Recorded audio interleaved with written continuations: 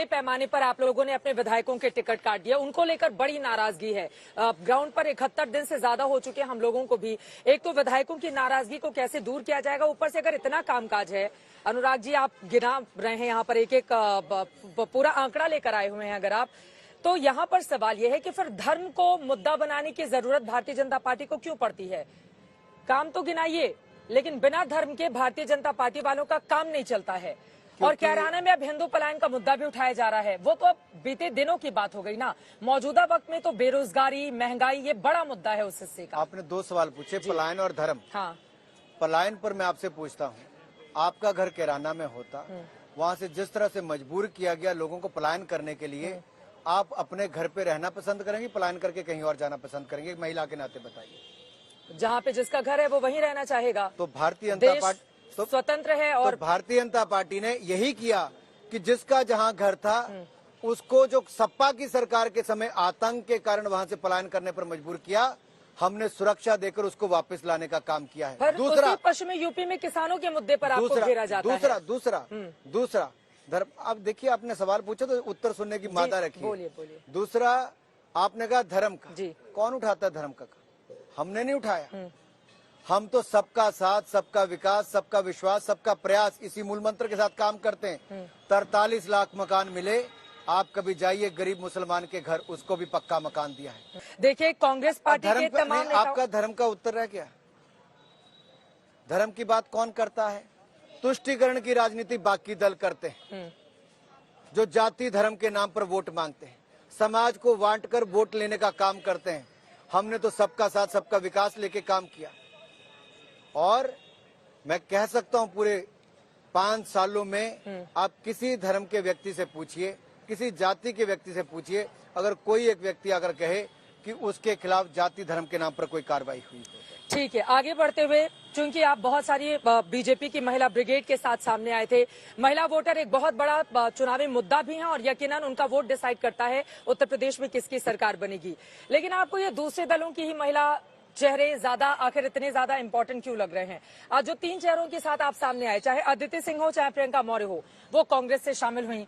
यहाँ पर एक समाजवादी पार्टी से अपर्णा यादव आ गई। तो ये दूसरी पार्टियों के जो महिला चेहरे हैं वो बीजेपी को इतना ज्यादा क्यों भा रहे हैं? कहीं ना कहीं देखने के नजरिए में कमी है चित्रा जी। शायद आप उस नजरिए से नहीं देख पा रही जहाँ से हम देखते हैं। क्या आपको अखिलेश की पार्टी में गए किसी व्यक्ति को जिसके स्वामी हर 5 साल में चेंज हो जाते हों, आपको वो तो नजर ठीक आते हैं, लेकिन किसी के परिवार की बहू और बेटी अगर अपने आप को भारतीय जनता पार्टी में आके सुरक्षित महसूस करती है, उत्तर प्रदेश की बहू और बेटियां उत्तर प्रदेश में भारतीय जनता पार्टी की सरकार के समय अपने आप को सुरक्षित महसूस करती हैं, आपको वो नजर नहीं आता है।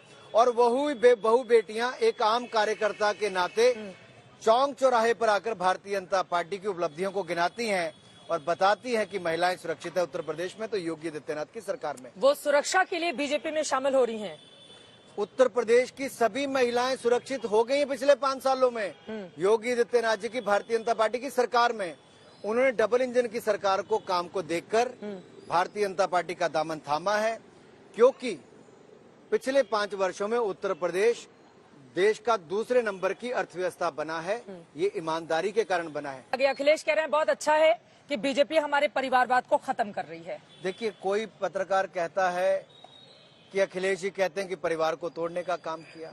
आप कहती हो अच्छा कि उन्होंने कहा कि अपर्णा जी चले गए। हम तो दुनिया का सबसे बड़ा राजनीतिक दल है। दुनिया के सबसे लोकप्रिय नेता मोदी जी हमारी पार्टी में है।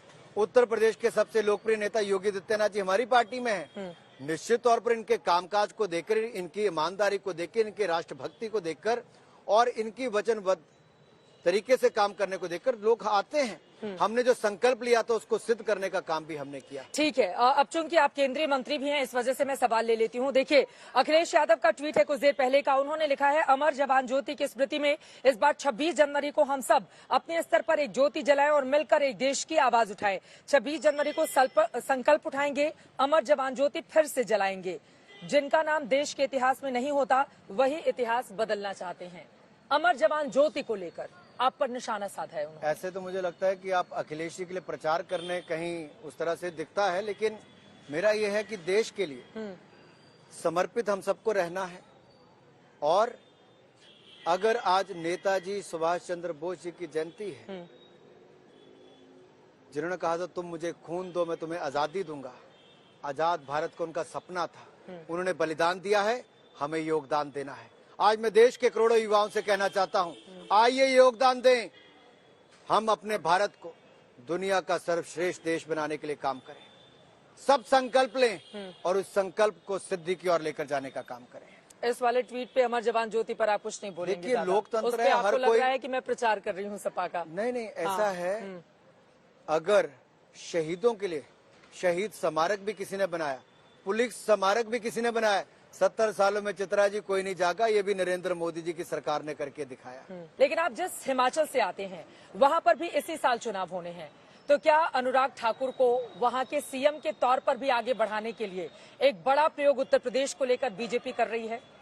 मैं भारतीय जनता पार्टी के कार्यकर्ता के नाते वर्षों पहले काम करना शुरू किया।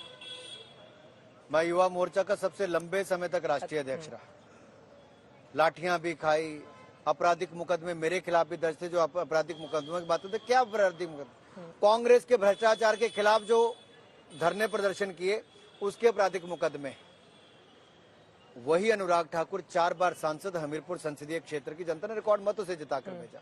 मोदी जी की असीम कृपा रही, नवंबर दिसंबर में क्या होगा? मंत्री बनाकर भेजा। हाँ। और जो जिम्मेदारी दी है मैं उसको अच्छी तरह से निभा पाऊं। और हम तो एक ही फील्ड के, मीडिया के। मैं देश का सूचना प्रसारण मंत्री हूं और आप देश के एक बड़े चैनल की बड़ी एडिटर हैं। चलिए, तो मुझे लगता है जो जिम्मेदारी आपके जिम्मे वो आप निभाएं, जो मेरे जिम्मे मैं निभाऊं, और हम सब अपना काम करें। यूपी में कितने पार?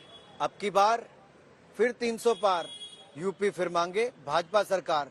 2017 में भी ट्रिपल सेंचुरी लगाई थी, 2019 में भी ट्रिपल सेंचुरी लगाई थी, और उत्तर प्रदेश की जनता के आशीर्वाद से डबल इंजन की सरकार फिर एक बार ट्रिपल सेंचुरी लगाने के लिए तैयार है।